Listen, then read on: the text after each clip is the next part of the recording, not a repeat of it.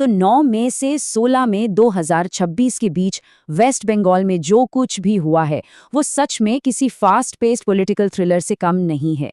एक नई सरकार के आने से लेकर बड़े ग्राउंड लेवल डिसीजंस तक इन पहले 7 दिनों ने स्टेट के आगे का पूरा रोड मैप बदल कर रख दिया है। आइए इस एक्सप्लेनर में डेटा और फैक्ट्स के जरिए समझते हैं कि आखिर पर्दे के पीछे चल क्या रहा है। इस मैसिव शिफ्ट को समझने के लिए हमने इस पूरे टॉपिक को 5 मेन हिस्सों में बांटा है। हम नई सरकार के शुरुआती एक्शंस देखेंगे, विपक्ष के अग्रेसिवली पलटवार पर बात करेंगे और हाँ, वो जो दलबदल वाली डिलेमा चल रही है उसको भी समझेंगे। साथ ही हेल्थ केयर पॉलिसीज और आरजी कर केस में हो रही बड़ी कार्रवाई पर भी नजर डालेंगे। आगे बढ़ते हैं। शुरुआत करते हैं उस हिस्टोरिक पावर शिफ्ट से जिसने पूरे पॉलिटिकल लैंडस्केप को बदल दिया। 9 मई को ऑफिशियली नई सरकार ने अपना काम शुरू किया और इसका बेस बना ये नंबर 207। ये सिर्फ एक आंकड़ा नहीं है, ये एब्सोल्यूट मेजॉरिटी है जो बीजेपी ने असेंबली इलेक्शंस में जीती और इसी ने सुवेंदु अधिकारी के स्टेट के नवे मुख्यमंत्री बनने का रास्ता साफ किया। काफी मैसिव मैंडेट है ना? टाइमलाइन पर नजर डाली तो स्पीड देखकर आप भी हैरान रह जाएंगे। 9 मई को शपथ ग्रहण, अगले ही दिन 10 मई को पहली कैबिनेट मीटिंग और 11 मई को तो उन्होंने असेंबली सेशंस की लाइव स्ट्रीमिंग भी अनाउंस कर दी। ट्रांसपेरेंसी बढ़ाने के लिए ये वाकई एक बड़ा और अनप्रेसिडेंटेड कदम था। खैर, सरकार तो अपना काम कर रही है, लेकिन विपक्ष? फॉर्मर सीएम ममता बनर्जी ने इस पूरे इलेक्शन मैंडेट को सीधे तौर पर लूटा हुआ बता दिया। उनकी अप्रोच इस वक्त बेहद अग्रेसिव और मल्टी फ्रंट है। 15 मई की एक रिव्यू मीटिंग का उनका ये स्टेटमेंट काफ़ी कुछ क्लियर कर देता है। उन्होंने कहा कि जो दूसरी पार्टी में जाना चाहते हैं जा सकते हैं, जो रुकेंगे वही असली सोना है। ये कोट बस एक लाइन नहीं है, ये दिखाता है कि पार्टी के अंदर किस हद तक उथल-पुथल है और विपक्ष का रुख कितना अनकॉम्प्रोमाइजिंग हो चुका है। और ये फाइट सिर्फ पार्टी मीटिंग्स तक लिमिटेड नहीं है, कानूनी दांव-पेच भी चल रहे हैं। सोचिए, फॉर्मर सीएम खुद वकील की ड्रेस पहनकर पोस्ट इलेक्शन वायलेंस की एक पिटीशन पर बहस करने कलकत्ता हाईकोर्ट पहुंच गईं। हालांकि इस पर बार काउंसिल ऑफ इंडिया का नोटिस भी आया। साथ ही साथ नेशनल लेवल पर सभी ऑपोजिशन पार्टीज को एक कॉमन प्लेटफॉर्म पर लाने की कोशिश भी की जा रही है। अब जब पार्टी के अंदर इतनी टेंशन हो तो एक सबसे बड़ा डर हमेशा रहता है पॉलिटिकल डिफेक्शंस का। तो आइए जरा इस दल बदल के कानूनी मैथ्स को समझते हैं। नंबर 10, ये उन नए चुने गए विपक्षी विधायकों का नंबर है जो अचानक उस 15 मई वाली अहम मीटिंग से गायब थे। रीजन दिया गया, मेडिकल इमरजेंसी। पर देखिए, पॉलिटिक्स में जब एक साथ 10 लोग मेडिकल लीव पर चले जाएं तो डिफेक्शन की अफवाहें आग की तरह फैली जाती हैं। अब जरा कानून को देखिए। एंटी डिफेक्शन लॉ का मैथ बड़ा सिंपल और ब्रूटल है। टोटल 80 टीएमसी एमएलएज हैं। कानून के हिसाब से अगर पार्टी छोड़नी है और अपनी सीट भी बचानी है तो कम से कम 2/3 यानी 54 एमएलएज को एक साथ अलग होना पड़ेगा। तो ये जो 10 एमएलएज गायब थे ना, वो अभी एक बहुत बड़े लीगल ग्रे एरिया में फंसे हैं। अगर इससे कम नंबर टूटता है तो उन्हें अपनी सीट गंवानी पड़ेगी।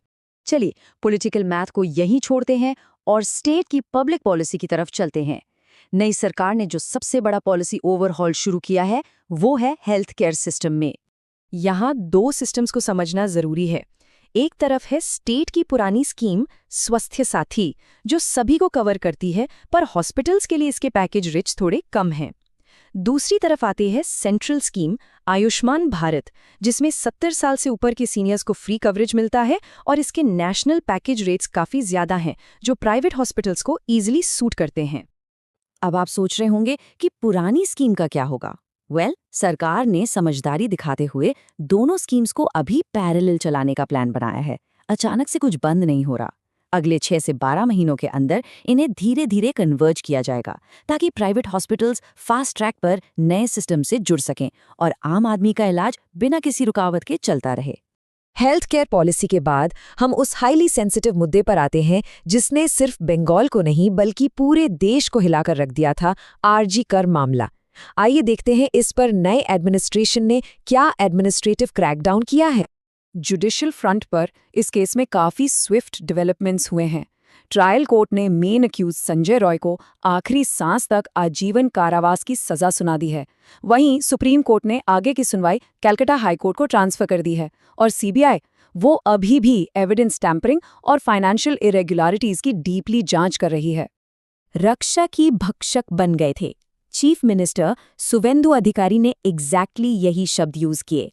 ये स्टेटमेंट सीधे तौर पर पिछली सरकार के दौरान पुलिस की अलेजिडली मिली भगत को टारगेट कर रहा था। इससे क्लियर मैसेज जाता है कि अब आगे के लिए कंप्लीटली जीरो टॉलरेंस पॉलिसी अपनाई जा रही है। और हाँ, उन्होंने सिर्फ वर्ड्स तक खुद को सीमित नहीं रखा।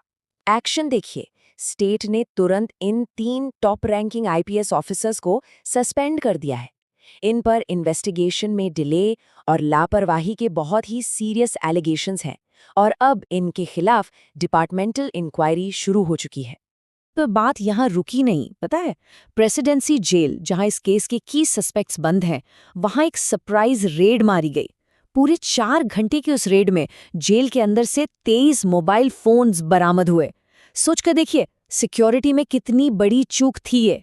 नतीजा, जेल सुपरिंटेंडेंट और चीफ कंट्रोलर को ऑन द स्पॉट सस्पेंड कर दिया गया है और अब इसमें एक अलग से सीआईडी प्रोब बैठा दी गई है।